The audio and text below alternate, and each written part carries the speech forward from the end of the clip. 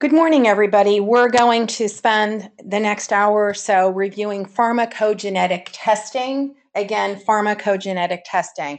You might want to have a pen and piece of paper in hand so that you can take notes, and certainly feel free to listen to this more than once. In fact, I would suggest that. So, pharmacogenetic testing historically is derived from the Human Genome Project, which was completed a decade ago. So it's important to know this when you're speaking with a physician because there's nothing new about this science. It's been around for a decade. And what the Human Genome Project allowed scientists, geneticists, and physicians to do is to dig through that haystack of human DNA to know which needle connects to the drug to the enzyme. So again, around for 10 years, and the Human Genome Project led to the discovery of genetic variations. So what we're looking at is genotyping for metabolizer status. So you want to write that down because that's one of the buzz phrases you'll want to be able to master. Genotyping for metabolizer status. The reason you haven't seen this in a doctor's office until recently is because it was very expensive and it took too long for it to have any clinical significance, but it's not new. Currently, the turnaround time is 1 business week. I always say 5 to 7 business days. You're going to see the results sooner in lots of instances, but you never want to commit to something that you can't deliver on. So turnaround time is 1 business week, and the tests are more affordable. So that's why we're now moving into the clinical setting. The information, the results that are delivered are clinically actionable, regardless of how terrific a medical ancillary is, regardless of how profound the science is. If a physician can't put it into clinical action, it's not going to have a profound presence in a physician's office. So we're giving clinically actionable data. You'll want to, again, write that down. It's clinically actionable and it's easy to interpret. If you're a busy physician and your bread and butter is seeing patients, you want to make sure whatever ancillary you incorporate into your practice doesn't bog you down, doesn't keep you from the bread and butter of your practice, which is seeing physicians. It's a very dynamic ancillary as new assays are being developed on an ongoing basis. Currently, AO Biotech has the cardiac panel, the pain management panel, the psych panel, and the urology panel. And the last two, the psych and the urology, are not even 2 to 3 months old each. The next assays or panels that will be rolled out in this order will be diabetic drugs and antibiotics. So you want to make sure that when you're speaking to a physician, that they realize that not only is this evidence-based medicine, it's on the cutting edge, but it's going to get bigger. It's sort of like EMRs. Nobody wanted to do it, but everybody knew they had to do it because that's where medicine was headed. Same thing here. It makes sense for a doctor to get started sooner rather than later because it feels like a steep but short learning curve. So before they have 40 assays that they have to master, let's get started on these 4 doctors. So again, you've got to be able to communicate to the physician that this is where medicine is headed. You're going to be doing it sooner or later. So let's get started sooner when there's 4 panels before there's 10, etc. Personalized medicine. That's what this area of medicine is called, personalized medicine. You'll also see it referred to as precision medicine, is being hailed as the new era of medicine. Personalized medicine has 4 P's. It's participatory, preventative, predictive, and personalized. It's patient-centric. It's all about the patient. There is no such thing as the typical patient. That doesn't exist. There's the individual patient. And it's a substantial shift, but it's a correct shift, and it's where medicine is headed. So again, it's not that you're going to have to rattle these off to a physician. No one's going to quiz you on what the 4 P's of personalized medicine are, but you want to make sure that you're communicating the value of this ancillary, and the value includes it's participatory, it's preventative, it's predictive, it's personalized. There are 3 types of metabolic testing, 3 silos. The first is lipid testing. That's the Berkeley Heart test, the Cambridge test. It's really lipid. Those are lipid panels, fancy lipid panels on steroids, however you want to think of it, with a dabble of molecular profiling. Downside blood, which means it's invasive, and there's balance billing. That means the patient's not going to be happy. And if the patient's not happy, the doctor's not happy because the patient's going to get billed for the difference between what insurance covers and what the doctor charge. Congenital testing, these are disease markers. That's not what we do with a dabble of molecular profiling. Again, blood balance billing. What we do is metabolizer status with risk profiling on the cardiac panel. It's not disease, it's not congenital, it's risk profiling. It's done with a buccal or buccal swab, however the doctor says it, the doctor you're in front of, that's how it's pronounced. Buccal, buccal swab. So it's not invasive. It means it's quick, simple, easy. You don't have to have a phlebotomist or somebody who knows how to draw blood in the office. We can train anybody to do this, which means it's staff friendly.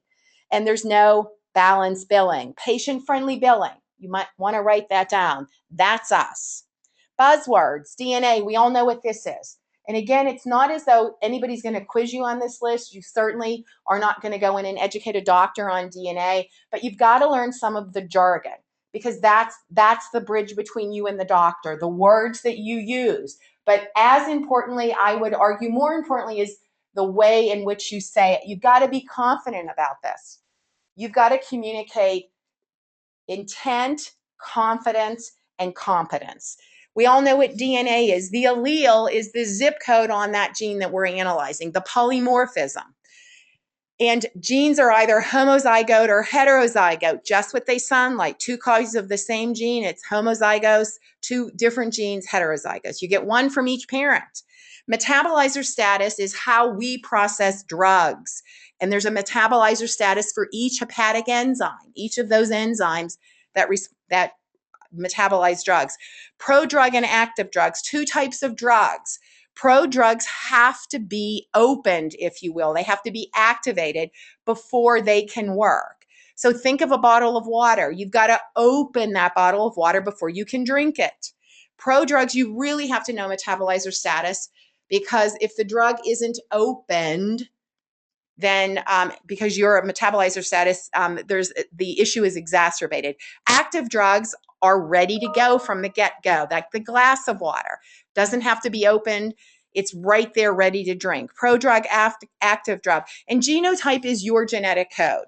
That's your genetic code. So why would a busy physician want to introduce genotyping? Again, write that down, genotyping into their daily patient management. 3 good reasons. Differences in response of patients to the same drug. So 5 of us could have the same condition, take the exact same drug, and have totally different results. Why would that be? Because of our metabolizer status. Doctors don't have x-ray vision. There's no litmus paper that you can hold next to a patient's skin to discern this. The only way you can know that in advance would be to do a quick, simple, easy, convenient 2 to 3 minute non-invasive test. Free kits pick up at the end of the day. Do you see how I'm always incorporating the benefits of this ancillary as I speak with the doctor? So differences in response of patients to the same drug. Why would a physician not want to know in advance what my response to a drug is going to be based upon my metabolizer status? The second reason is that if I'm in the need of a pain management drug as a patient, those drugs fall within a therapeutic class, the therapeutic class being pain management drugs. Those drugs are metabolized by different enzymes. I have a different metabolizer status attached to each of those enzymes because of my genes. Wouldn't it make sense for the doctor to know in advance what's the best pain medicine for me based upon my genes, the right drug for the right person at the right dose, rather than treating me as though I'm a typical patient? I'm an individual patient. And then lastly, there's differences in the development of serious adverse events among patients taking the same drug. So now we're talking about actually the worst case scenario. There's an adverse event. So it's not that it's just not working for me. It's not that it's not working and I'm building up toxicity. I'm actually having an adverse event. So each of these reasons would be sufficient enough. All 3 together make a profound case for why a doctor would want to incorporate this ancillary into their daily practice management. To do this, though, we can't wait until we have the adverse outcome and then look at the genetic variability. To crack the code, we've got to start with determining genetic variability, which leads to my drug metabolizer status, which will help the physician know in advance, scientifically, evidence-based medicine. There's nothing more evidence-based than my DNA It's immutable. It's without question that that's evidence-based medicine. And that's the whole point of personalized medicine. Again, we're calling ourselves pharmacogenetics, and it's abbreviated capital P, capital G, small x. This is a shift from trial and error. Let's try it and see if it works. Let's throw some mud against the wall and see if it sticks, shot in the dark.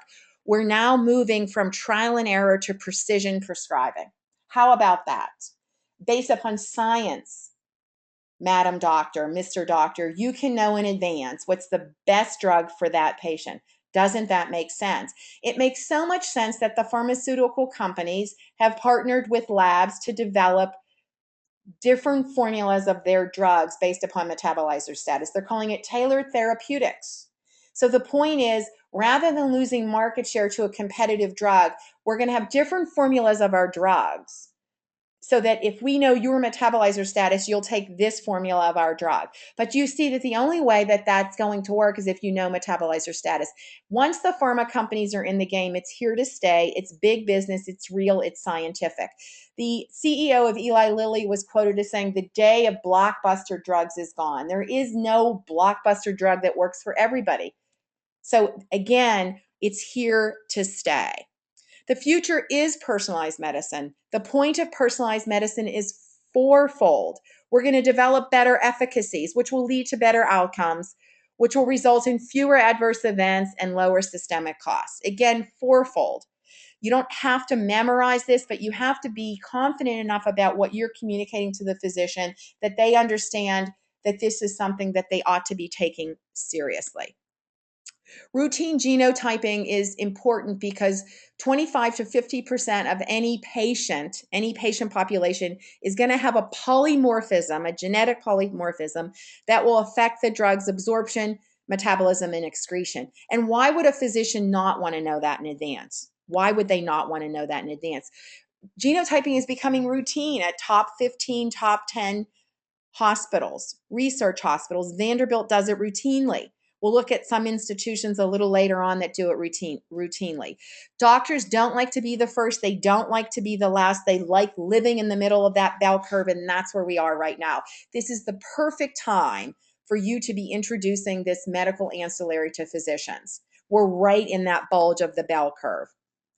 Our challenge right now is that 98% of the physicians agree that knowing a patient's genetic profile would help them make a better prescribing decision, and yet only 10% of them believe that they have adequate training and education to use pharmacogenetic tests. This gap, it's a huge gap. This is where we're going to live. We're going to close this gap, thereby helping patients, helping practices, and obviously building our businesses. This is all about the CYP 450. And again, you're not going to have to go into a prescriber and educate them. And nobody's going to quiz you on this, but it's important to put this in the context of what we're doing. And what we're looking at is the CYP 450 system, a superfamily of enzymes, liver enzymes, hepatic enzymes that metabolize 80+% of the drugs on the market. So each drug has a pathway, if you will, that it goes through to be metabolized, an enzyme that's responsible for metabolizing it. And that enzymes, based upon the alleles, you have a different metabolizer status. So it makes sense to know that in advance. There's 50 plus enzymes in the CYP 450, but there's a handful or so of them that are involved in metabolizing most of the drugs on the market. The whole point of personalized medicine in this genomic era, science has advanced, medicine has to keep up with it, is to know that you have a patient group with the same condition. Same condition. It doesn't make sense to give them all the same drug because they're not typical patients. Each of these patients is an individual patient.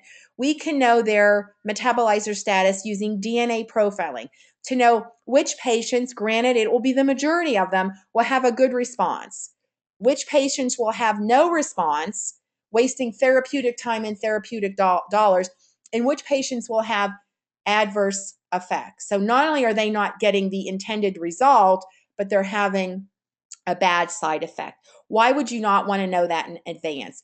Current medical practice is to treat everybody as though they're same. One size fits all, trial and error, shot in the dark, throw somebody against the wall. That doesn't make sense because personalized medicine adds precision to prescribing. Genome-informed medicine, please write that down. A great phrase, so powerful. Genome-informed medicine allows a physician to know in advance the correct treatment for the correct person at the correct dose. Again, why would you not want to know that? So what does this all mean scientifically speaking? If you've ever seen human genome expressed, this is the way it's expressed. So there's 5 potential metabolizer statuses. The normal metabolizer is again, that's your typical patient. Again, the problem is you don't know that in advance. No x-ray vision, no way to know that without a pharmacogenetic test. So you want to know who your normal metabolizers are, just like you want to know all of the other categories. The challenge is right now most doctors are treating everyone as though they're normal metabolizers, and the scientific reality, the medical reality is that they are not. So normal metabolizers have 2 normal alleles.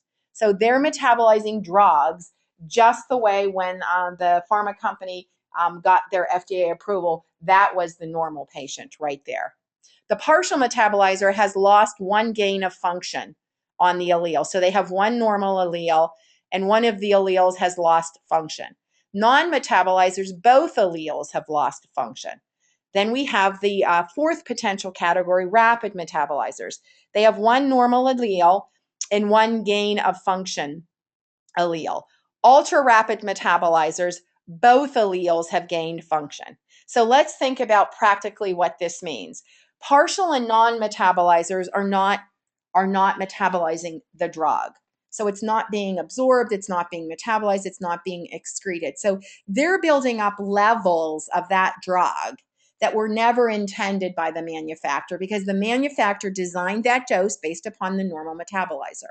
These folks are not normal metabolizers. Now, let's think about the patient that's the polypharmacy patient, the patient that's on 2, 3, 5, 10 drugs.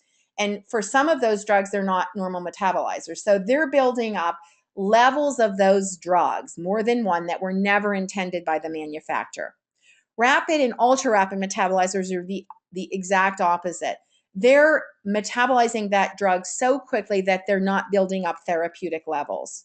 So that dose is not correct for them either. So if you're following the normal dosing, only the normal metabolizer, the typical dosing, does that work for. Partials, non-rapids, and ultra rapids are not metabolizing that drug.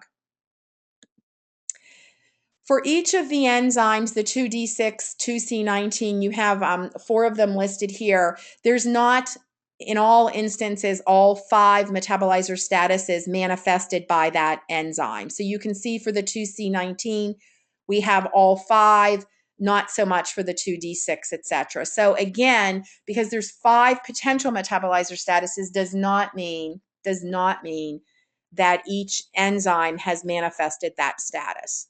So this pie chart gives you an example of the 2D6 in the white population. Now, the 2D6 metabolizes approximately 30% of all medications on the market, including beta blockers and opiates. So you'll see the 2D6 on the cardiac panel as well as the pain management panel. Now, 70% of the white population are normal metabolizers, but that means 30% are not. Now, 70% sounds like a lot unless you're in the 30%. And again, you can't know that. No physician can know that in advance. If they could, then we wouldn't need this test, but they can't. So they can't just assume that the first 7 of any group of 10 patients are normal, then the other 3 are not. The point is that the only way they can discern the 70 from the 30 is by this test. Now, 70 sounds like a lot, as I said, but that's like barely a C. There isn't a physician out there that would send their children to a school where 30% of the kids failed. And that's what's going on here. Their prescribing methodology currently is failing 30% of their patients. We can do better. Science has advanced to the point where we can do better. Doctors are, when all is said and done, scientists. Scientists have to keep up with science. This is where science is. Wouldn't it be nice? Heck, I'm going to go further than that. Shouldn't they know where a patient fits before initiating medication?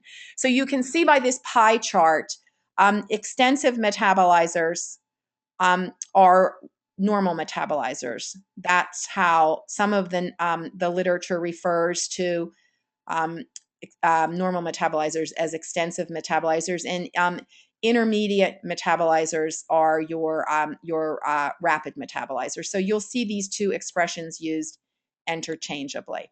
Race plays a huge factor in genotyping. That shouldn't surprise us because obviously your genes determine your race. So you can see that this is not an equal opportunity polymorphism. It affects certain race categories more so than others. So keep that in mind when you're speaking with physicians. So, in summary, the technology currently exists to decrease healthcare expenditures, increase positive outcomes, and decrease adverse events, all of which are things that a physician should want to achieve and accomplish in his or her daily practice. So we have the technology, you have the technology, that's what you're bringing to market with pharmacogenetic testing. Let's now turn to the science. So that was the overview, the context, the history. Now let's look at the science. This is an example of a summary page from the cardiac panel. And to me, this is the science and the marketing piece all rolled into one, because this is actually what you're selling. You're selling these results. This is the benefit to the practice. So let's look at how this is laid out, because one of the first things you're going to want to master is to walk a physician through this science / marketing piece. Now, you don't have to memorize it because you're going to have it in front of you. You just have to understand it. There's no memorizing here. Just understand it and be able to walk confidently and competently a physician through this. So you'll see that it's laid out logically. We have in the far left-hand column the drug, Plavix, Coumadin, beta blockers, Brilinta, one of the alternative drugs for Plavix. You'll then see the enzyme, the gene that metabolizes the drug to the left. So 2C19 metabolizes Plavix, D6 metabolizes beta blockers. So again, no need to memorize this. You will have it in front of you. The middle column, the third column from the left, is the result. It's that individual patient's result. Whenever you see a star, that's an allele. So star 1, star 17 is the allele on the 2C19 that in all cases means you are a rapid metabolizer. Again, no need to memorize this. It's in front of you. If you have the same report and the doctor has the same report, that's the common link there. You do not need to memorize. So in this case, star 1, star 2 on the 2D6 renders anyone who has that allele a normal metabolizer. And you'll see that there's color coding going on here. Red, yellow, green. That makes it easy for a physician to interpret, because we all learned that in kindergarten, what red, yellow, and green mean. So if it's outlined in green, these are the normal metabolizers. Yellow means slow down, caution. You might want to consider an alternate drug. If you're going to use this drug, you might have to titrate dose and then follow more closely. Red means just what we know it means. There's no guessing here. Stop. This is not the right drug for this patient. If you're going to use it, you've got to monitor that patient closely. In the fourth column from the left, we have the implication. It says it right up here. Again, there's nothing left to chance, no need to memorize. You just need to be confident, competent, and conversant. This is the implication of being a rapid metabolizer. This is the implication of being a normal metabolizer. And then lastly, in the far right-hand column, we have the therapeutic recommendation. So going across, let's just take one row and run the table. The drug is Plavix. The enzyme that metabolizes Plavix is the 2C19. This individual person is a rapid metabolizer of any drug that's metabolized by the 2C19. That's immutable. And they are a rapid metabolizer because they have the star 1, star 17 allele. The implication of being a rapid metabolizer of this drug, of Plavix, is stated in this column. And then lastly, the therapeutic recommendation. And again, the color coding draws the physician's attention to the yellow and the red. They need not linger on the green. Now, it's helpful, it's effective, and it's efficient if you have more than one of these in front of you, because it communicates visually that there is a universe of possibilities. And the only way a physician will know which of those possibilities is tethered to that particular patient is by doing this test. On the cardiac panel, and only the cardiac panel, you'll see a separate rectangle of results. These are the risk factors. So you'll see the risk factors on the cardiac panel because there are risk factors, genetic risk factors that are associated with the onset and the pathogenesis of cardiovascular disease. We're looking at 4 risk factors. Factor 5 and factor 2, the 2 most common clotting disorders. So obviously a cardiologist, and I am a PCP, would want to know that. Heck, even a neurologist would want to know that. You will only see green or red with these 2, associated with these 2 risk factors. It's like a pregnancy test. You either are or you're not. There's no yellow here. There's no yellow. You either have the mutation. In this case, you can see the mutation on the factor 5, or you don't with the factor 2. So what we have here again is the risk factor, the gene that's associated with the risk factor, the patient's result, the implication of having that result, and then the therapeutic recommendation. So we talked about the factor 5 and the factor 2. You either have the mutation, in which case it would be outlined in red, or you don't, in which case it would be outlined in green. The ApoE is the gene that's associated with metabolizing lipids. There will be an intermediate risk status here. So on this risk factor, and only this risk factor, will you see yellow. It will either be green if you do not have it, red if you have the severe mutation, and then there's an intermediate mutation. So you will see yellow here. So again, we're looking at the risk factor is coronary heart disease. The gene that's associated with it is ApoE. You will see either red, yellow, or green, depending upon the polymorphisms, the implication, and then the therapeutic recommendation. So again, we're looking at, because there are alleles associated with the ApoE, whereas the other ones you either have it or you don't, hence red or green. So having this in front of you does away with the need, obviates the need to memorize this. There's no need to memorize. You just need to be able to walk a physician through it. This can be as simple as this. You don't have to make it any more complicated than this. So let's look at each one of the rows as we go through this. 2C19 metabolizes Plavix. Plavix is the second most prescribed drug in the US. It's now generic, so it costs in the neighborhood of $10 a month, sometimes a little north of that. And it properly activates in 70% of the people. So 70% of the people can get the effective protection from a $10 a month drug.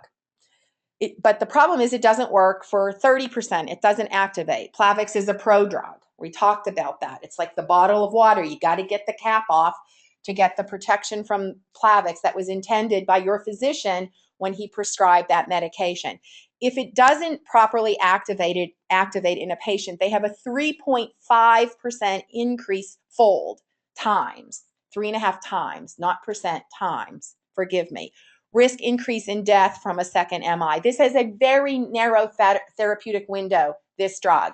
If you get it wrong, it's not like you're going to develop a rash or a hangnail. This has a narrow therapeutic window. If you get it wrong, the downside is significant. So again, it's the second most prescribed drug. It's generic, which means it now would cost a patient $10 to $12. A lot of the patients that take this particular drug are on fixed income. And if it worked for me, why would I not want to spend $10 to $12 a month? But I might be in the 30%. So based upon this, the FDA black boxed Plavix in 2010, one step short of yanking it from the market. It's a black box warning. So, and they did that again because it doesn't work for 30% of the people. And the downside, if it doesn't work for you, is profound. MI, stroke, cardiovascular death. It does not get a lot more significant than that. So they black boxed it, and they spoke specifically to metabolizer status. and talked about the 2C19 metabolizer status, and if you are not a normal metabolizer, what the downside is. So here is what you need to know from this. The FDA has done some of the heavy lifting for you. So when you're meeting with a doctor, you want to make sure that they understand that with you in that room, you have with you the FDA, you have the drug manufacturer. This just isn't you coming in with your opinion. These are facts. So say the FDA and so say the manufacturer of the drug. The Plavix product insert, the PI, actually speaks to what happens if you're an intermediate or a poor metabolizer, and makes physicians, prescribers, I guess I should say, aware that there's a test available to determine in advance a patient's genotype. So again, when you're speaking with the doctor, doctors love to play follow the leader. One of the leaders are the FDA. The other leader is the Journal of the American College of Cardiology. So Jack, in 2009, this study preceded the black box, did a study based upon metabolizer status and the dosing, both loading and maintenance, that would be required to achieve the therapeutic protection that was intended by Plavix. And you can see here the normal, the IM, the different metabolizer statuses associated with dosing, both loading and maintenance. And you can see that there's a pretty significant swing here. And again, it's great if you're in the 70%, but if you're in the 30%, and given what that drug is intended to provide, you want to know who those people are in advance. Now, let me tell you what happened when Plavix was black box. Doctors, some of them, I should say, took everybody off Plavix and put them on another drug. That's the proverbial baby getting tossed out with the bathwater for three separate reasons, not one reason, three separate reasons. First of all, Plavix was working for 70% of the patient. Challenge was I didn't know who they were. So it doesn't make sense to take everybody off something that's working for 70% of the people, just as it doesn't make sense to keep everybody on something that isn't working for 30% of the people. So it was convoluted. Everybody was taken off Plavix and put on something else in some practices. And I've heard doctors say this, I don't have to worry about Plavix. I don't prescribe it anymore. I took everybody off. Well, that probably wasn't the best decision because it worked for 70% of the people. Granted, you didn't know who they were. And for those for whom it worked, it cost them $10 to $12 a month because it's now generic. Whereas the drug you put them on, Ms. Doctor, Mr. Doctor, is costing in excess of $100 a month. So talk about adding insult to injury. I'm one of the 70%ers. I was spending $12 a month, getting exactly the protection that I needed. You took me off that, put me on a drug. Listen, because here's another little reason why that didn't make sense. Here's the third reason. That drug, I may be a poor metabolizer for that drug. So now I'm spending $100+ a month on a drug that's not working for me. So this made no sense for three reasons. Plavix worked for 70% of the people.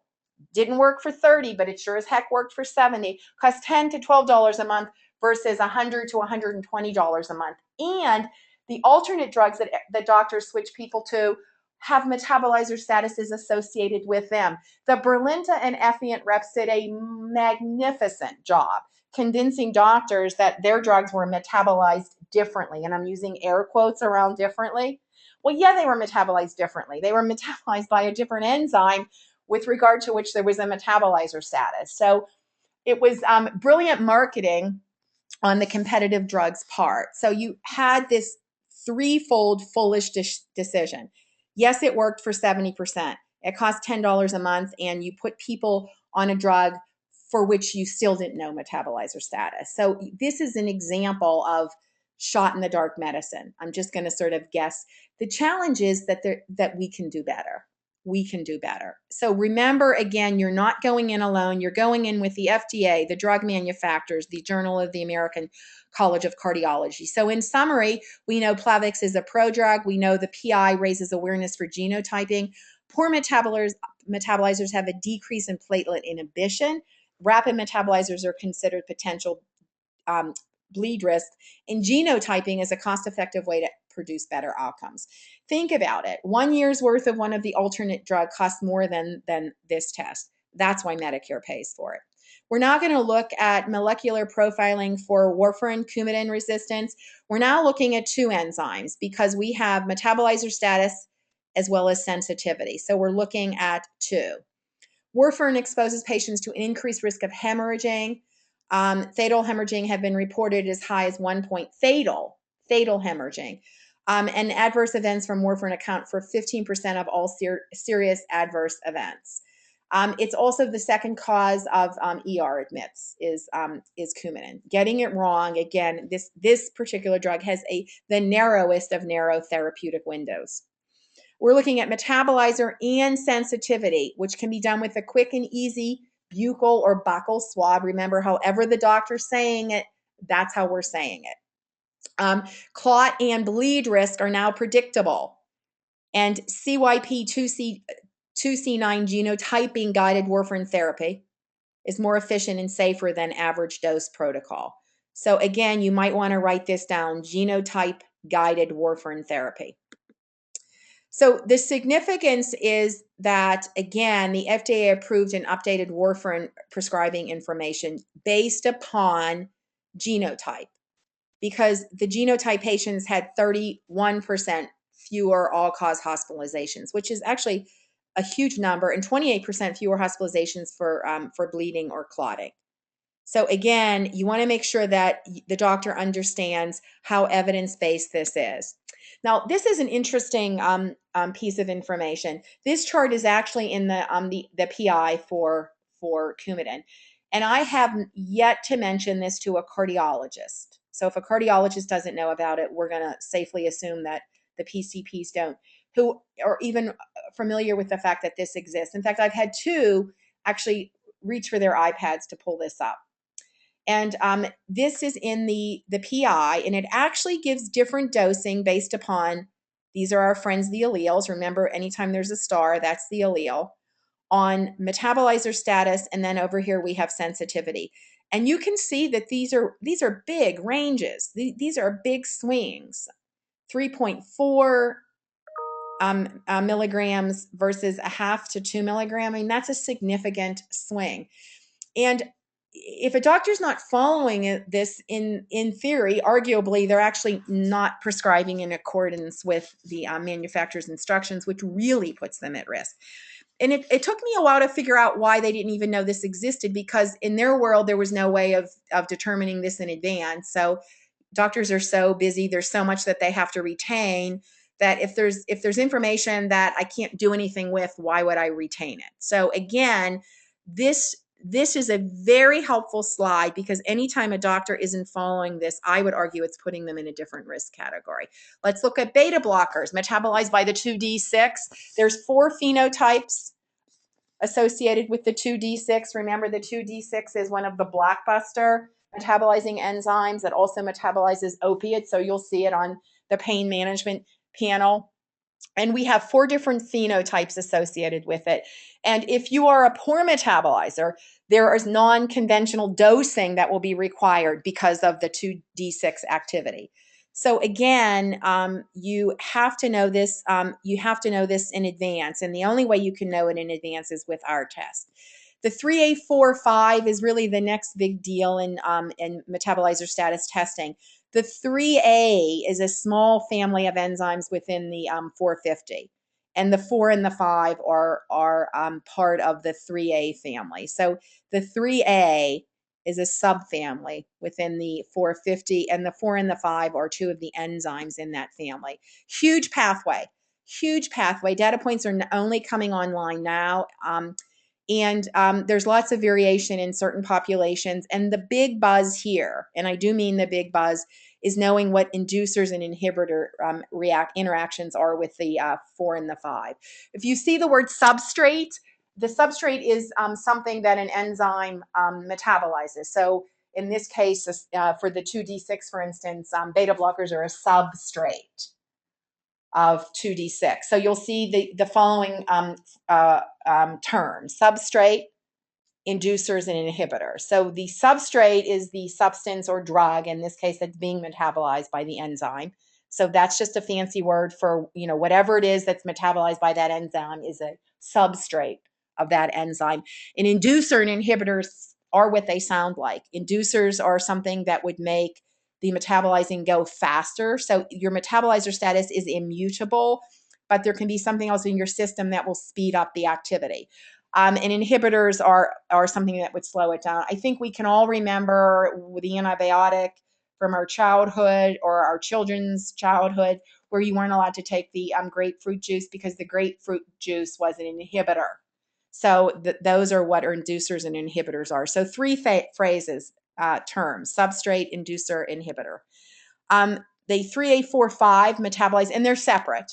You have a separate metabolizer status for the 4 and a separate metabolizer status for the 5. No, make no mistake about that. And that gets a little tricky when you have a substrate that's metabolized by both of them, because they have a different metabolizer status. So keep that in mind when you're looking at the cardiac panel, because if you recall, there was a separate metabolizer status associated with each. And if you have a substrate that's metabolized by both, they can very well be different statuses. So that gets a little funky for some doctors. So you have to be aware of that. There's no inconsistency. It just is what it is. So the cardiology focus would be statins, because again, the statins are metabolized by the 4 or the 5. Effient versus Plavix. Effient is one of the alternate drugs for Plavix. Brilinta, another alternate drug for Plavix, and Brilinta was one of the substrates, one of the drugs that were shown on the cardiac panel. Or Coumadin versus the alternative drug for Coumadin. So in summary, again, the 3A4 and the 3A5, please note that those are two separate. It's not the 3A4/5. Some substrates are metabolized by both. Some substrates are metabolized by one or the other. 50% of the drugs. And with regard to these two, it's really about inducers and inhibitors. So you have to be aware of that. Risk factors. Factor 2 and factor 5, the two most common clotting disorders.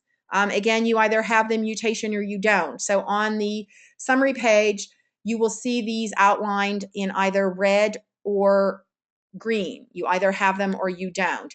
ApoE is the risk factor that has the intermediate risk status. So you will see yellow here.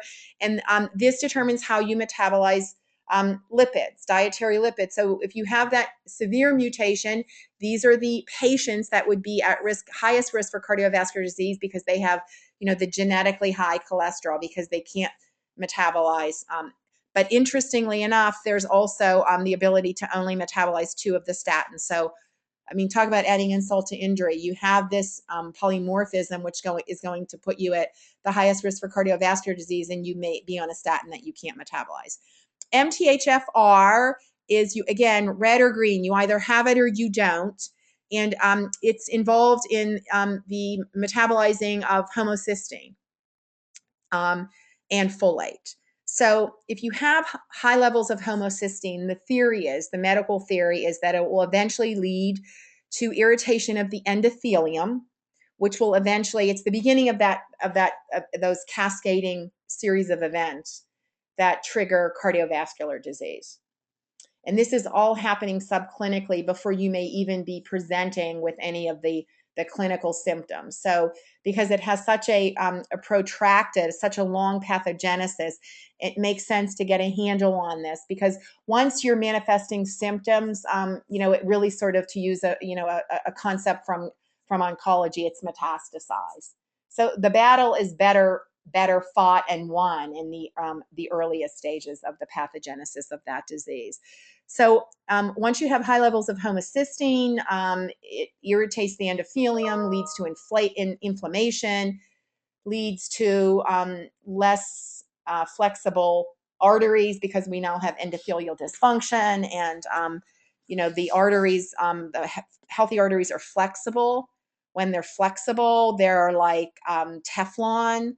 The plaque isn't sticking because the NO, the nitric oxide, is making the dilation.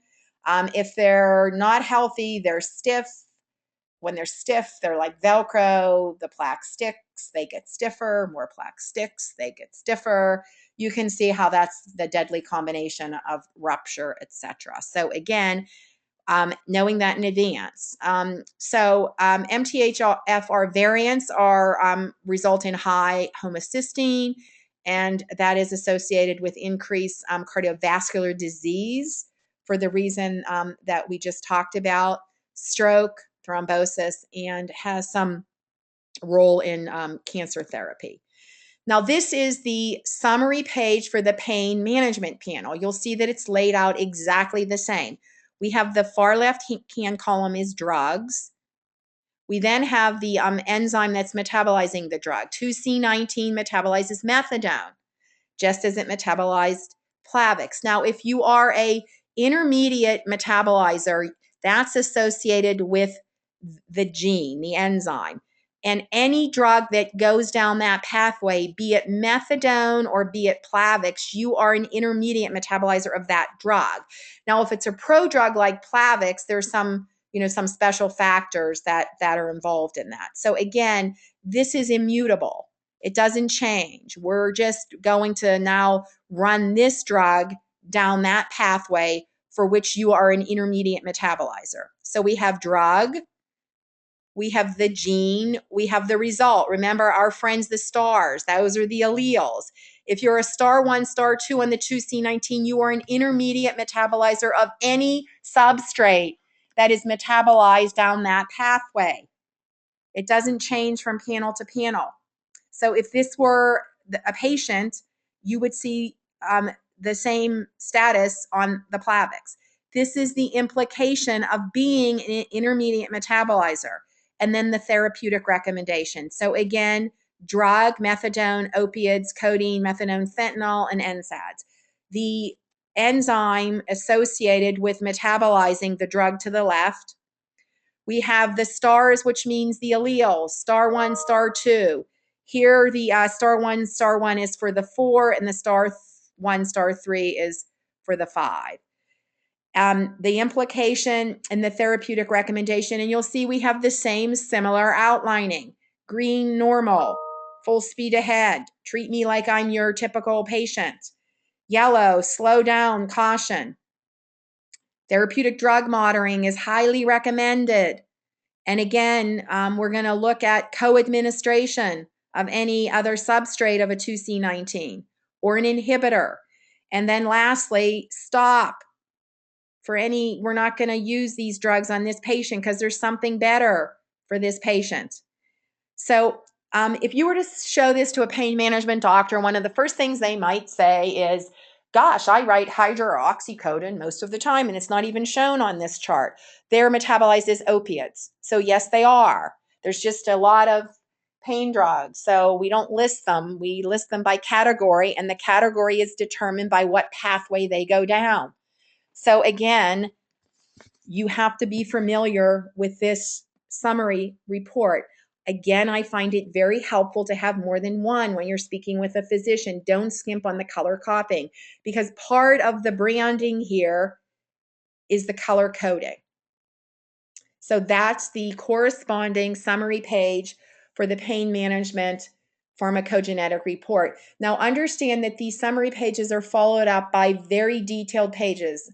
On the cardiac could be 18 to 26 pages depending on the polymorphisms. Not so much on the pain because there's fewer metabolizer statuses that we're looking at. So we're talking about 8 or so pages, but this is the report that the doctor will be referring to when writing decisions. So the pain panel significance, this shows you the drug and the pathway, the CYP 450 pathway down which that drug goes to be metabolized. Think of them as sort of aisles in a supermarket. And the drug goes down this aisle, and that aisle is the 2D6, or the drug goes down that aisle, and that aisle is the 2C19. Now, some drugs are metabolized substantially, primarily by an enzyme, in this case 2D6, and then substantially by another one. So again, Some drugs are going down two pathways, but there's always one that's the predominant pathway, and that would be listed first. So it would be primarily, substantially, partially. So if you saw this, it would be, again, we're looking at primarily, substantially, partially. We are the United States of pain. 1/3 of all Americans suffer from some form of chronic pain. Pain accounts for more than 2/3 of the ER visits and 50% of all outpatient visits. Yikes. Whether it's acute or chronic, we've got it. Obviously, drugs are the first line of treatment for most forms of pain management. We're not going to do something invasive in the first instance, largely speaking. And the obvious goal is pain management. So if you're using a drug to achieve the goal of pain management, and you know, because it's a fact that only 50% of patients who take a prescription medication receive relief, and 41% for OTC. I mean, we don't do a whole lot better with the prescriptions. With the prescription. Wouldn't it be nice to know that in advance? The dangers of inappropriate management here are significant because of the incidence of unintentional, and make no mistake about it, preventable overdosing is growing exponentially. In fact, of all drug-related deaths in the U.S., 43% of them are due to pain relief medication. That's pretty significant growth there. And the drivers of these deaths are the opiates. And if you look at this graph, interestingly enough, that if you were to aggregate the deaths from two street drugs, cocaine and heroin, in the aggregation, they don't equal deaths from opiate analgesics. So a significant reason as to why a doctor would want to do this in advance. Here's how it goes. I have pain. It could be post-surgical pain. It could be some form of chronic pain. I'm prescribed pain medication because the doctor writes hydroxycodone most, if not all of the time. But we know I may not have a normal metabolizer status for that drug. So I get home, it's not working because I'm still in pain. Heck, it may even be normal pain, but who wants to be in pain? So I take another one of the pills because even though it says take one every 4 to 6 hours, in America, if some is good, more is better. So I take another one and I'm still not feeling relief from the pain, but I sure as heck could start feeling like groggy out of it, that sort of out of body, out of head experience. If you've ever taken one of those drugs and it's not the drug for you. So now I don't even remember how many I took, but I still don't feel any better. So I might take another one, or I might call the doctor and say, this is not working. So in that case, the doctor is going to write another script. Now think of the time it takes the staff. Someone's got to take that call, make the note, give it to the doctor. The doctor's got to get the chart, look at the chart, make the prescription change. The staff has then got to call the patient, ask what pharmacy they want it called into. We've now taken 5, 10, maybe even more minutes of the staff time, which certainly is much greater staff time than the 2 to 3 minute test that could have been done in the first instance. So now Mrs. Smith goes and she gets, or Mr. Smith on his way home picks up the drug from the local drugstore, but we don't throw away that drug, the one that didn't work. We're probably going to keep it in the medicine chest because who knows, we may need it in the future because we don't know why it didn't work this time. We don't know that it wasn't the right drug for us. So now we have this drug sitting in the medicine chest, and we all know what happens now. If the teenagers are taking more of the prescription drugs in terms of overdosing than they are street drugs. This can all be avoided. The staff time, the drug that wasn't used sitting around the house, that can all be avoided with our simple, non-invasive 2 to 3 minute test. Opioid 101, this class includes, again, hydrocodone, oxycodone, etc. Hydrocodone was the most frequently prescribed drug in the U.S. in 2010. I don't think it has lost that status. Almost 132 million scripts were written in 2010. Common adverse events, drug events, are dizziness, nausea, the sedation and drowsiness that we talked about, respiratory depression, and obviously, the ultimate adverse event, which would be overdose and death. Doctors know, you can talk to any doctor, and they know that 50-ish% of their patients undergoing pain management will not receive adequate relief at the first dosing. So what are the explanations? I mean, if this is empirical data, which it is, there has to be some scientific explanation for that. Remember, when all is said and done, doctors have that scientific mind. So this can't just sort of be, some unexplainable occurrence. Under overdosing, drug interactions, genetic variation. Obviously, those are the only three possibilities. And all of the first two are tied into genetic variation because you don't know what the correct dose is unless you know metabolizer status. And the drug interaction, again, remember, if you know metabolizer status and the competing drugs, then you have a better sense as to what's the right pain management drug for that patient. The FDA has stepped in and issued drug safety bulletins for all of the obvious reason, because it's not that these drugs necessarily have narrow therapeutic windows like some of the cardiac drugs, but the downsides are really big. So with regard to codeine for nursing moms, obviously the infant could have a different metabolizer status. So there were some very unfortunate and unavoidable deaths based upon the different metabolizer statuses, mother to infant, for nursing moms. And the FDA has also relabeled several prominent opiates to include pharmacogenetic information, speaking to inhibitors of the CYP3A4. Again, for those two, it's about inducers and inhibitors. This is the summary page for the psychiatric drugs. You'll see here the column that's missing is the drugs, just because there are so many of them. And these particular drugs are metabolized not by just one enzyme, but frequently by two. So it really would sort of be a pretty cluttered summary page.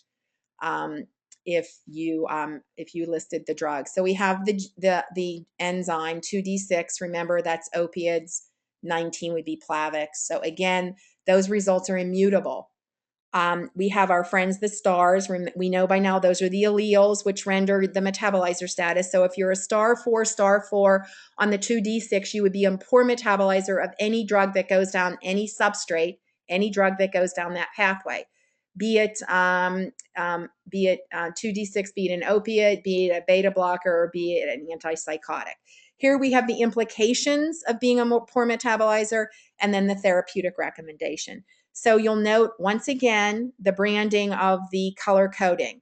Green, normal; yellow, slow down. Let's think about this. Poor, we really need to think about this or stop altogether. So the percentage of psychiatric drugs that are metabolized by the individual enzymes are shown here. There's, antidepressants, there's antipsychotics. So you can see there the breakdown. SSRIs. Now you'll have cardiologists that will be interested in the SSRIs because the majority of cardiology patients are on some form of antidepressant. So again, this is a chart that might be helpful to a physician if you were at the point of in-service. And then here we have the antipsychotics that are processed by the 2D6. There is in the Dropbox, my Dropbox, a very discrete chart that shows the pathways for the psychiatric drugs, the antipsychotics, the antidepressants, the ADHD drugs. So whether it's depression, obsessive compulsive disorder, OCD, schizophrenia, panic disorder, these are the conditions for which drugs on the psychiatric panel are used. So again, this is what we're talking about. The American Psychiatric Association, speaking to the cost of depression. There's actually a cost associated with depression. That's why it makes sense to get this right the first time. It costs the patient time and money and life, just that enjoyment factor. It costs families, it costs businesses. So it makes sense in advance to do this test so that we can get it right the first time. I think frequently what happens with pain patients, their posture because they're in pain is more, whereas with psychiatric patients, frequently their mindset is better. And we can do better with pharmacogenetic testing. This graph depicts, I think, quite eloquently and elegantly the percentage of therapeutic classes of drugs that don't work. So again, it's not as though there's a drug out there that works for everybody the same way all of the time. That's a myth. And you're a myth buster. Bust that myth. Bust it, bust it, bust it. Just it's they're pretending. Doctors are pretending. I don't want to say they're lying, but they're pretending. And they're pretending because they didn't have the science before. So again, they couldn't do any better before. Before you showed up at their doorstep, they were doing the best they could. You're now giving them a better tool to provide better medicine and better outcomes for their patients. A test that takes 2 to 3 minutes to do, a test that's non-invasive, a test that's conveniently picked up by FedEx at the end of the day, a test that most major commercial providers pay for, Medicare pays for, a test the results of which are delivered electronically to a HIPAA secure database, a test for which the physician can pay for the interpretation. The arguments, the facts, the science is on your side. Don't forget it. And lastly, this is the panel for the urology drugs. There's 3 categories of drugs that are involved. We're looking at prostate drugs, overactive bladder drugs, and erectile dysfunction drugs. And again, you'll see that on this summary page, the drugs are not shown. The pathway is shown, the 2D6, our good friend, the 2D6, the 9, the 19, and the 3A4. They're friends by now. We know what they are. The alleles, we know what they are. Star 4, star 4. You don't have to memorize that. You don't have to memorize that star 4 renders you a poor metabolizer. It's right there. You just have to competently and confidently walk the doctor through the chart. We know now that this is the implication and this is the therapeutic recommendation. And we certainly know what the color coding is. Red, green, yellow. We learned that in kindergarten. So let's look at the, that was the science part of it. And I really think it can be as complicated as you want to make it, or as simple as we just made it. I'm not a big data dump person. I don't leave all kinds of articles, all kinds of written material for a physician. My attitude in life and in business is, if the concept doesn't make sense, please do not bore me with the details. So you're selling the concept. That's what you're selling. And when you leave that material with a physician, you are saying implicitly that that should be reviewed before they make a decision. So best case scenario, you're protracting the sales cycle. Worst case scenario, you're precluding a sale because there's no way a busy physician is going to read all that. And what's interesting is, yes, they may have questions, but unless you ask what the questions are, you're assuming that their unspoken question is answered in that written material that you're leaving. When I go into an account, I have a kit with me, which I may or may not take out, because remember, the doctor is not doing the swabbing. You don't have to walk the doctor through the swabbing process. If they ask to see the kit, they may be asking just out of sort of idle curiosity, how much space is this going to take up? But a doctor is rarely, and I do mean rarely, going to do the swabbing. The doctor does not have to see how the swabbing is done. I'm going to have reports, more than one, color copied, and I may have a brochure. That's all I have. I don't have reports. I don't have peer review published articles to leave with the doctor. I don't find it effective, and it sure as heck isn't efficient. I want my power statement. Some of you think of it as your elevator speech. You're going to have 2 to 3 minutes tops. I think it's more like 15 to 20 seconds to get that busy physician's attention. So you're going to want to have 2, 3, 5 sentences top that are power packed. You've chosen the words carefully. They communicate the significance, the ease, the evidence-based roots of this ancillary. And you want to own that. You can't borrow it. You can't rent it. You've got to own that. Say it like you mean it. Say it like you own it. Say it like it's yours. Because the doctor is going to respond to as much as how you're saying it as to what you're saying it. There's an example in my Dropbox, but again, it's yours. Think of the 11 o'clock news, how they get your attention with those few sentences. Each of those words have to communicate powerfully. When you unpack those words, they've got to be deep, deep words. You're going to want to know those buzzwords that we talked about: genotyping for metabolizer status, genome-informed prescribing, personalized medicine, precision prescribing. You're going to want to be able to explain the benefit to the practice. What's in it for them? It's the science, the practice of medicine, but it's also the business of medicine. What's in it for them? You've got to be able to communicate that. we're going to get the doctor's attention for 5 minutes. So you've got to be able to communicate what's in it for them. I'm a huge believer when I'm talking to a doctor. I'm going to name drop. I'm bringing all of those institutions into that office with me. I don't mind getting a no, but I want it to be a real no, just like I want my yeses to be real yeses. They're going to say no. I want them saying no to the FDA, the drug manufacturers, the NIH, the CDC, Harvard, Georgetown, not little old me. They're all coming in there with me because guess what? They're all on my side of the table. I'm going to make sure that I have a competent understanding of billing for the interpretation, the GO 452. There is a training module on that. So you're going to want to make sure that you understand that. And once you have an account, you service it so you get referrals. The forms are so streamlined, and there is a separate forms training. So I'm going to go through this quickly. This is the account setup form. You will use this to establish an account. You are the sales rep. The preferred method of contact regards the office, not you. So do they want to be faxed? Do they want to be called?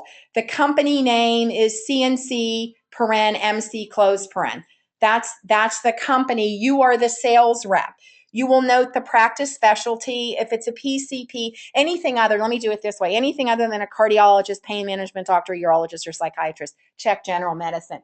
It doesn't mean anything other than, data that the office is keeping, the lab is keeping. You will then fill out the account information. You can get all of this information either online or at a business card that is at most intake windows, with the exception of the fax. So you're not leaving this with the practice. The practice isn't filling it out. You're doing this perhaps even in advance of a meeting. It's going to take 2 minutes to do. So if you have a meeting on Tuesday, maybe you do it Monday night. So when the practice says, I want to do this, or let me think about this, you can send it in as I'll instruct you in a couple of minutes. So do these quickly. You're then going to fill this out, the office manager, the phone number. We need not worry about billing contact or the phone number for the billing, and then the office hours. And if the office hours were left blank, trust me, it's going to get processed. So don't bog down with the staff or the doctor getting their office hours. If it's not easy, it's not going to get done. And you want to communicate from the very first instance how easy this is. So, when in doubt, it's 9 to 4, Monday through Friday. And I'm not suggesting you do that. I'm suggesting that if it's pulling teeth to get that, please don't pull teeth. And actually for most doctors, you can see this on DocZoc or what is it called, wherever, online they have their hours listed. If there's a second location, you will fill this out with the exact same information. You will list the physician's name, degree type, location. Are they swabbing at the primary or secondary location? And again, please don't agonize over these details by sitting in front of the office manager asking questions. Because again, it communicates from the first instance is like, gosh, this is going to be tedious. Don't make it tedious. If there's more than 2 locations, you're going to use more than one account setup form. We're then going to get the NPI number, their provider number. You're not going to ask the doctor for that. You're not going to ask the office manager for that. If you don't have a pen or pencil, run and get one, because we're going to go to this website, www.npinumberlookup.org. You can get any prescribers, and I do mean prescribers, it's not just physicians, any prescriber's NPI number on that website, and you're going to list it there. Once again, npinumberlookup.org. You are then going to note down here how you want the results delivered. You're always going to check WebDocs. So if you were creating a template in your files, your electronic files, because you don't want this to take 3 minutes, you want it to take 2 minutes, you would always have this checked. You're always the sales rep.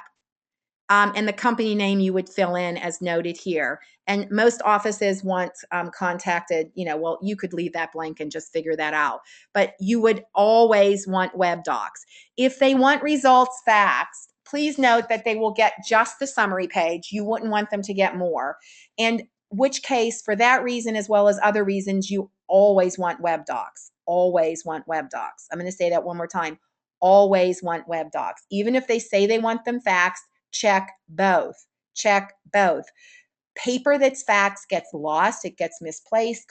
Sally can spill her coffee on it, the doctor can spill lunch on it, and it's just going to make it easier if we create a forever electronic record. Now, you will then email this to, pen in hand, please, S. Torrence, Torrence, at aobiotech.com. Stephanie is her name. So when you're sending the email, it's Stephanie, S. Torrence, Torrence, at aobiotech.com. You will copy Melissa Conley, MelissAConleyesq at gmail.com. I need to know this is your account, and you'll copy your manager if so instructed. So the lab will get the copy directly from you. I will be copied on it, and your manager will as well. Now, you may not be ready to establish the FedEx pickup when you sign up the account. If you are, because the doctor says, heck, I want to start swabbing tomorrow, in the body of the email to Stephanie, note the FedEx pickup that you want. Otherwise, the tests are going to be sitting there because the lab doesn't know that you want FedEx and they don't know when you want it. So if you're not sure, do 2 or 1 day a week. I mean, don't do every day, because if FedEx is showing up every day and there's not something to pick up every day, at some point FedEx is going to stop showing up. I'm trying to make this easy for you so that we don't have to circle back and get more dates set up. Let's say you've met with a doctor and the doctor says, I need to talk with my partner, and they're on vacation this week, but I'm really interested in this. Obviously, you want to register that account because it takes it out of play for 45 days.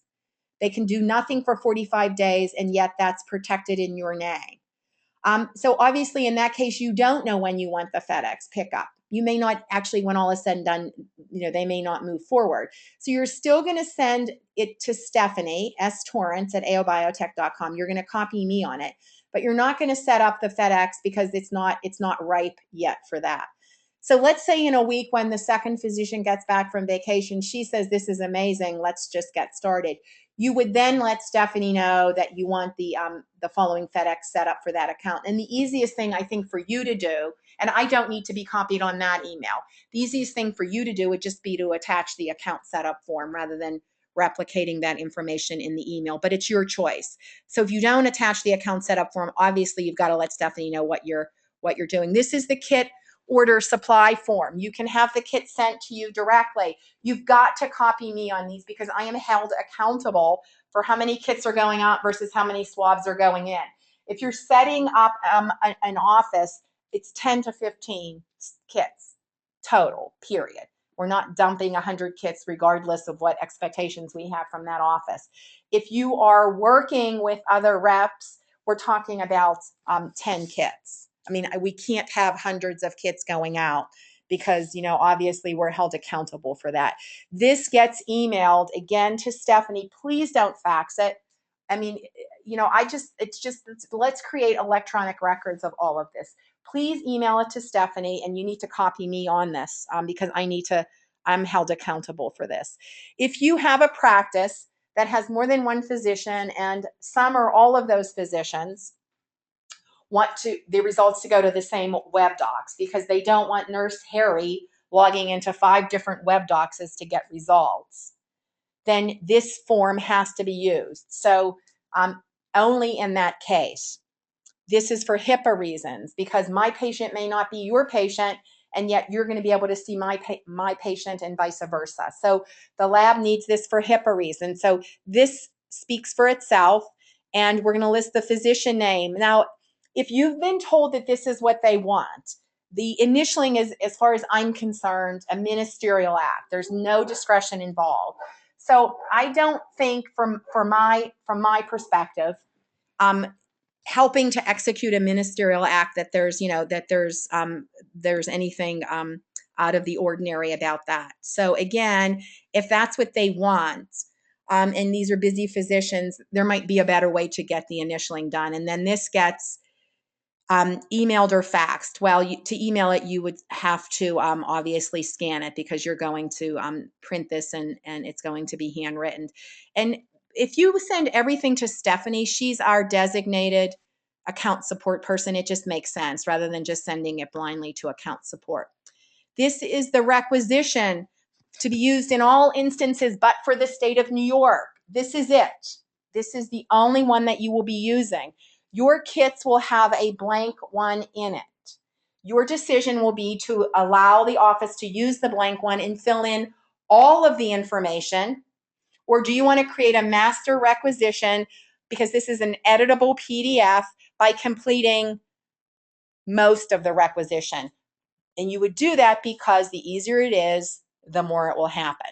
So if you're creating a master requisition, you would complete the physician information, name, phone number, location.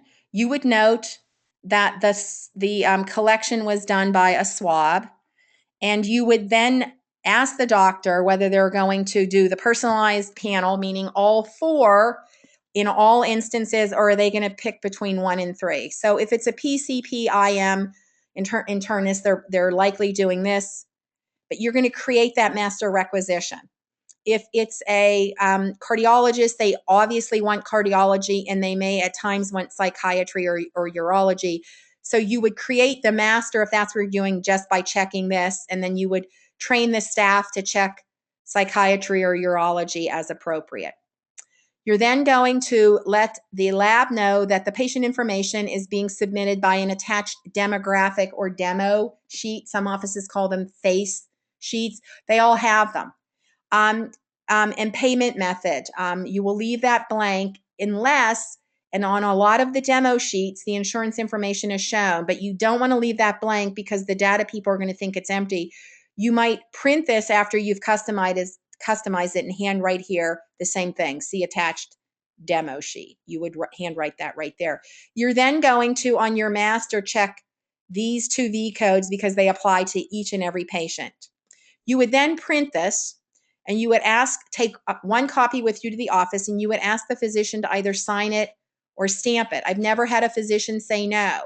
You would then again, unless they're doing the same thing all of the time, you would then photocopy it. Let me do it that way. You would then photocopy it. In which case, the only thing that then has to be done is the collection date. If you left these blank, the lab would still run the test.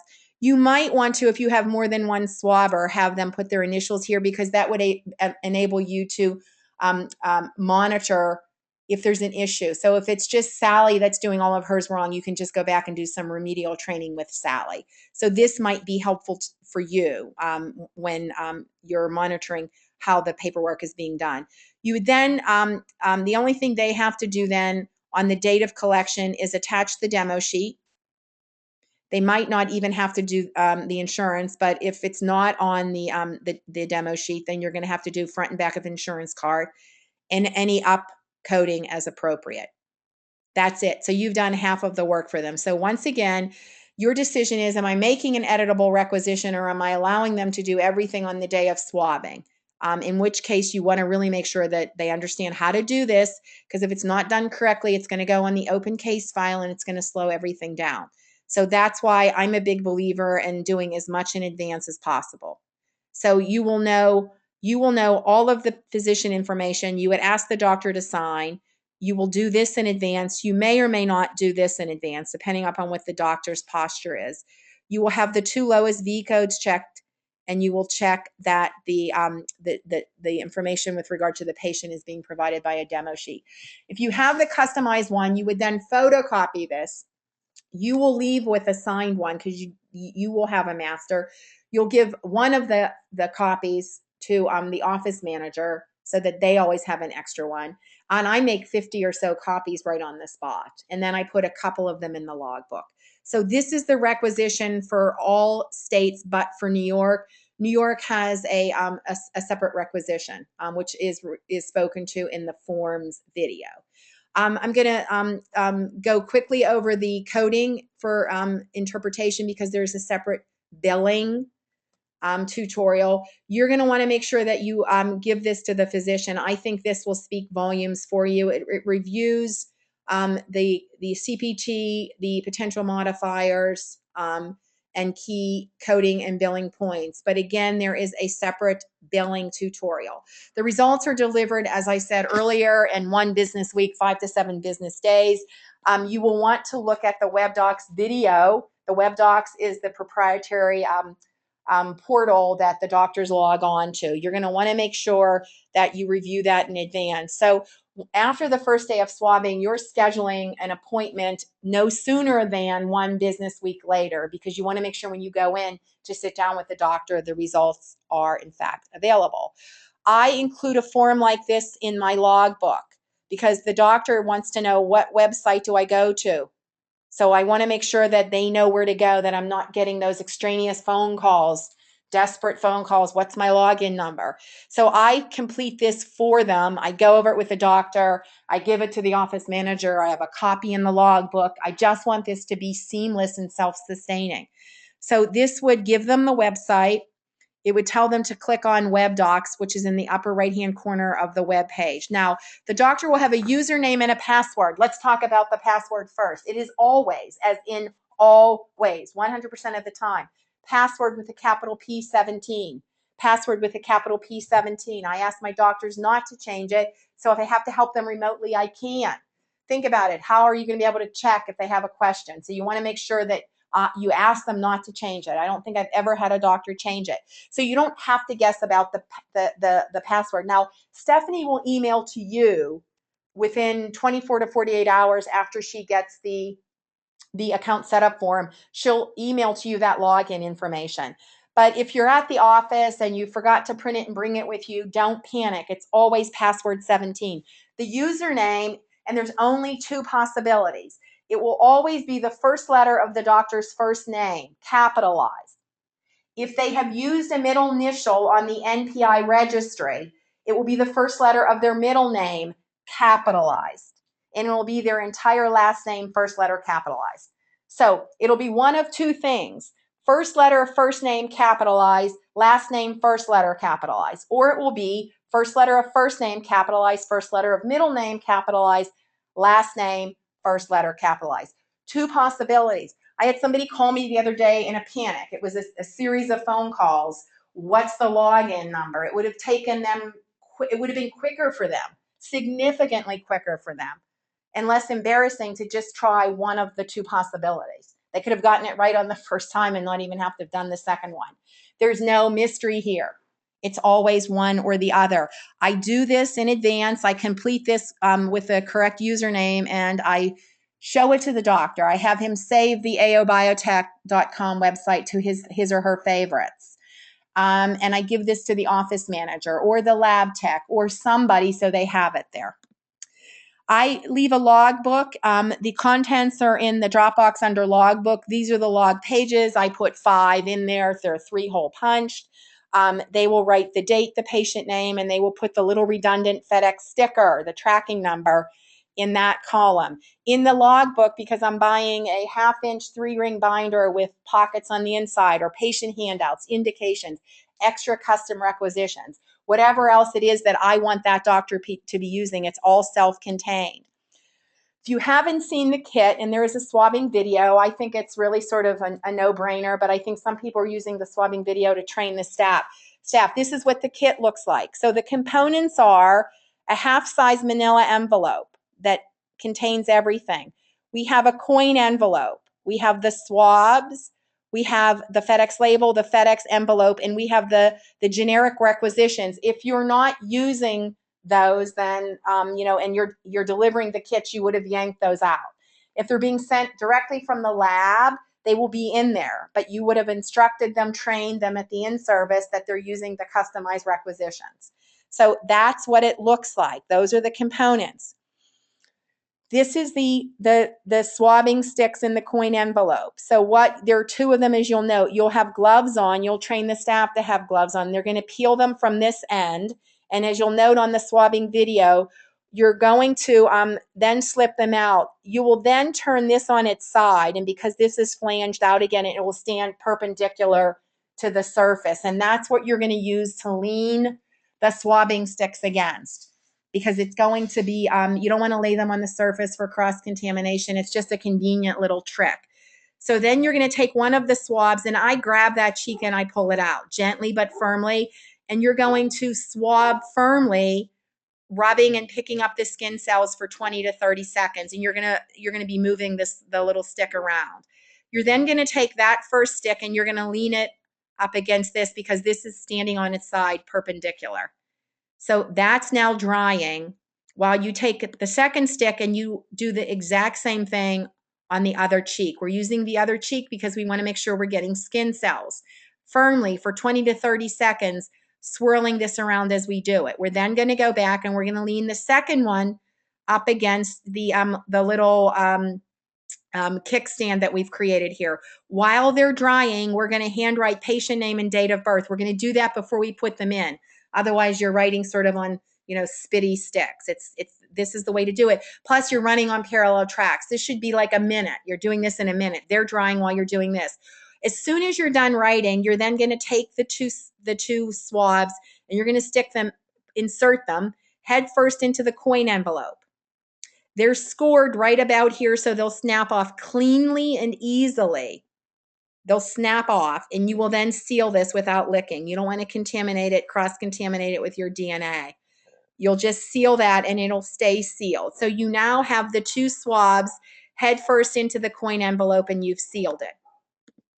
You're then going to take the FedEx label, and you're going to put it on the envelope. This is the little sticker, the redundant tracking label that you will take and put on this column of the logbook. And they can throw the rest of the label away. It can just get pitched. And then you're going to take, let me go back, you're going to take this, the swabs are in that, it's sealed. You're going to take that and you're going to put it in the envelope with the requisition, and then this envelope is going into the FedEx envelope. You're responsible for monitoring test kit supply, to email to Stephanie with me copied on it, the kit reorders, and if you're using the custom requisition, to make sure that the staff knows to use the customized requisition. I like this setup. It makes it seem real, professional, self-contained, neat and orderly for a doctor's office. Doctors' offices are either really neat and they want it to be neat, or really not neat and you need it to be neat. So I would highly recommend this, and it's just crazy inexpensive to not do it. These are little half crates. You can actually get a dozen of them online at Amazon for less than $1 each. And I'm putting my testing kits in there. I'm putting my card on the outside. I'm putting whatever brochures I'm using. A 1/2-inch binder. Again, you can buy these in bulk, 10 of them. I think somebody told me they saw them at Sam's Club, 10 for like $10. They're 1/2-inch. I'm going to buy them so that they have the outside cover, and I'm going to slip in this cover that reviews the swabbing and the requisition process, and I'm going to slip that in. All of this is in the logbook. And then if you want to go real fancy, you can have a clipboard for the customized requisitions. If you don't use a clipboard, use a paper clip so that they're all together there. The billing policy, we've gone over that in a separate tutorial. The lab does not balance bill. Let me just review that quickly. The lab does not balance bill. So you're able to submit tests for anybody except for Medicaid and currently Blue Cross. There will be a Blue Cross prior authorization procedure that will be put in place, and once that is in place, we'll supplement with a tutorial. So you can submit anything. Everybody's going to pay, largely speaking. There are some HMOs that won't. The lab will run those tests. The lab won't get paid. You won't get paid a commission. But the lab will run those tests as a courtesy. Now, if the lab gets anything, that anything closes the account. There's no balance billing. If the lab gets nothing, for to be Medicare compliant, that patient has got to get a bill. But the lab does not work with an outside collection agency. So you've got to make sure that you can explain that to the doctor. Do's and don'ts. Don't write the account setup form. Learn the summary report. I like one test in one envelope. In case an envelope gets lost, it's one test. You want to review the swabbing and the WebDocs video, and you want to understand the billing policy. I think if you're doing the customized requisition, you want to make sure that you ask the doctor to sign it, because they won't run a test without the doctor's signature. And the easier it is, the more it's going to get done. Create rapport with the staff. Obviously, it's awesome to have somebody who will take your phone calls and don't run out of kits. Who's doing PGX testing and what are they saying? We have the NIH on our side. We have the Senate Majority Leader, the Mayo Clinic, Georgetown, University of Rochester School of Medicine, Harvard Medical School, Stanford, Duke, UNC, UPMC. The list goes on and on and on and on. Name drop, name drop, name drop, name drop. Doctors don't like to be the first. They don't like to be the last. How can you, doctor, integrate PGX testing? How can you do what Columbia and Cornell are doing when they opened their precision medicine institute in January of 2013? How can you incorporate that into your practice? 2 simple steps. Step 1, I'll schedule an in-service where I will review with your staff the swabbing and the paperwork. The entire test takes 2 to 3 minutes. I'll make sure they understand how to do that. It's simple, it's quick, it's fast, it's easy, it's convenient. The second step was I will schedule a time approximately 7 business days later where I will come in and sit with you. It'll take about 20 minutes of your time, and I'll show you how you will retrieve the results electronically. After these 2 formal sessions, I'll service your account as often as needed to ensure that you're comfortable with this powerful ancillary, that things are running smoothly, and that you have adequate testing supplies. And make no mistake about it, doctor, I'm available by phone and email as often as possible. This is a screenshot of my Dropbox. You're going to want to make sure that you're familiar with it. You don't need everything in there. You're going to need some of the things in there. It's a great resource for you to have. So having said all of that, I wish you happy swabbing, and I know that we'll have occasion to talk at some point in the near future. Thank you so much.